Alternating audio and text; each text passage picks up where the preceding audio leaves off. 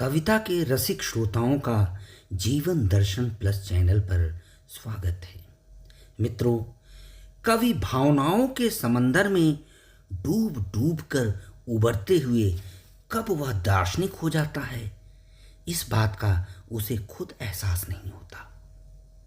आज मैं गंध विषय पर 2 कविताओं का वाचन करने जा रहा हूं, जिनमें मुझे लगता है कि दर्शन की भी किंचित मिलावट है। आप इस मिलावट को उच्छृंखल भावनाओं की बहाव से अलग करने की कोशिश अवश्य कीजिएगा। तो लीजिए, पेश है पहली कविता, जिसका शीर्षक है गंध परिसर। गंध परिसर। यह जो गंध है, यह जो गंध है, समय की तितली है। यह जो गंध है, समय की तितली है, जो त्रिकाल मार्गों से उड़ती हुई। युग पौधों पर खिले अनगिनत शताब्दी पुष्पों से मीठी कड़वी घटनाओं का रस चूसती हुई।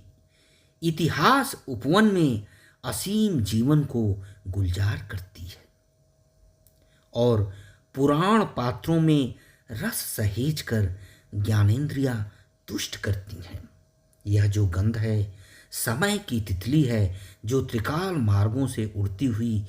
युग पौधों पर खिले अनगिनत शताब्दी पुष्पों से मीठी कड़वी घटनाओं का रस चूसती हुई। इतिहास उपवन में असीम जीवन को गुलजार करती है और पुराण पात्रों में रस सहेज कर ज्ञानेंद्रियां तुष्ट करती है। दूसरी कविता का शीर्षक है गंध एक यात्रा है।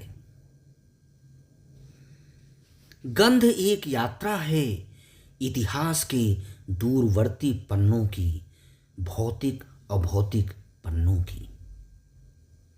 गंध एक यात्रा है, इतिहास के दूरवर्ती पन्नों की, भौतिक अभौतिक पन्नों की।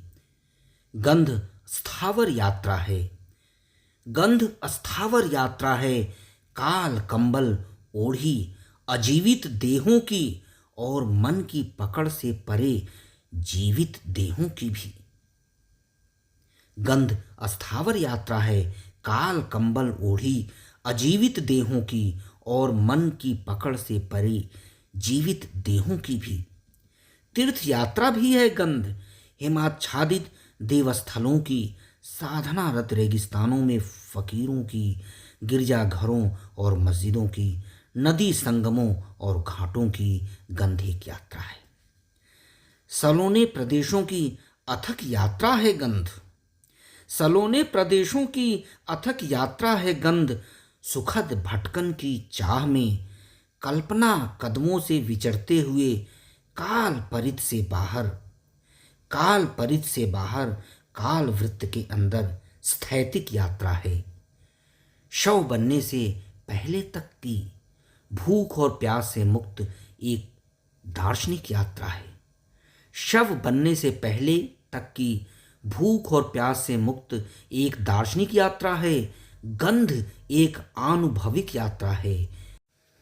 गंध एक यात्रा है, इतिहास के दूरवर्ती पन्नों की, भौतिक अभौतिक पन्नों की। धन्यवाद।